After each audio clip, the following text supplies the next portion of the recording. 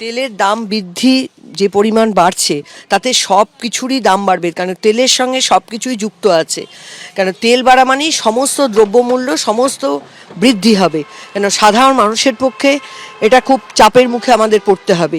ভোটের জন্য আটকে ছিল, ভোট হয়ে গেছে, বাড়বে। এটা প্রত্যেক বছরে, মানে এটা এরকম কোনো ব্যাপার নেই এই সরকার ওই সরকার, সব সময় ভোটের পর একটু দাম বাড়ে, গ্যাসের দামও বাড়ে। এটা তো অনেক আগে থেকেই তো বলছে বাড়বে বাড়বে, সবাই তো মোটামুটি একটুখানি আঁচ পেয়েই ছিল যে বাড়বে। তো সমস্যা তো হবেই, সবারই হবে সমস্যা। যুদ্ধ চলছে বা যে কারণে দাম বাড়ছে এটা আমাদের হাতে নেই, সেটা আমাদের ভবিষ্যতের কথা ভেবে প্রস্তুতি নিতে হবে। সেটা মাননীয় প্রধানমন্ত্রী ঘোষণা করেছিলেন আগেই। বিশ্বজুড়ে যে সংকট চলছে তার থেকে আমরা আলাদা থাকতে পারি না।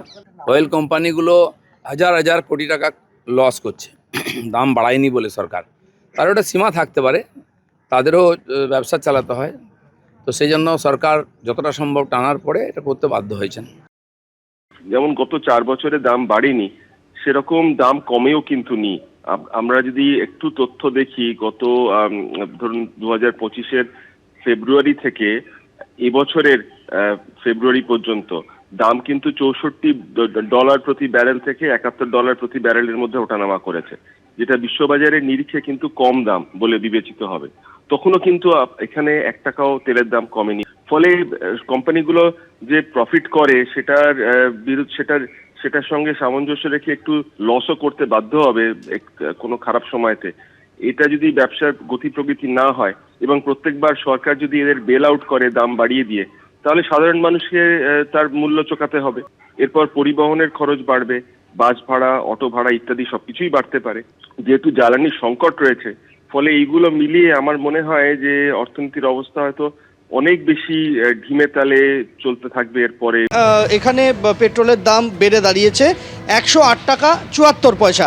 এই দামটা ছিল 103 টাকা 105 টাকা 45 পয়সা দাম ছিল। সেই 105 টাকা 45 পয়সাটা বেড়ে হলো 108 টাকা 74 পয়সা।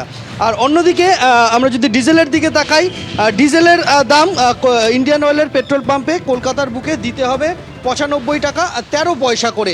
এটাও কিন্তু 92 টাকার ঘরে ছিল, যেটা 3 টাকার বেশি বেড়েছে। এই দাম আজকে সকাল থেকে লাগু হয়েছে। আজকে সকাল থেকে পাম্পে যারা আসছেন তাদেরকে এই বর্ধিত দাম দিয়েই তেল ভরাতে হচ্ছে।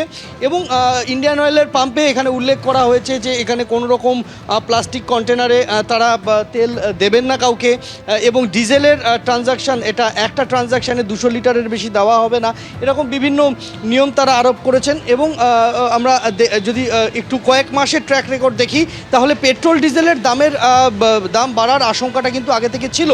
সেই জায়গায় অটো এলপিজির দাম বেড়েছিল, কোথাও ডোমেস্টিক এলপিজি সিলিন্ডারের দাম বেড়েছিল, পেট্রোলিয়ামজাত যে সমস্ত পণ্য রয়েছে সেগুলোতে দামের ক্ষেত্রে প্রভাব পড়েছিল, কিন্তু সরাসরি পেট্রোল ডিজেলের দামে প্রভাবটা পড়েনি যে আশঙ্কাটা করা হচ্ছিল যে পড়তে চলেছে। এবং সেটাই হলো আজকে সকাল থেকে। যারা আজকে সকাল থেকে তেল ভরাতে আসছেন পাম্পে, তাদেরকে বর্ধিত দাম দিয়েই তেল ভরাতে হচ্ছে। এবিপি আনন্দ, এগিয়ে থাকে, এগিয়ে রাখে।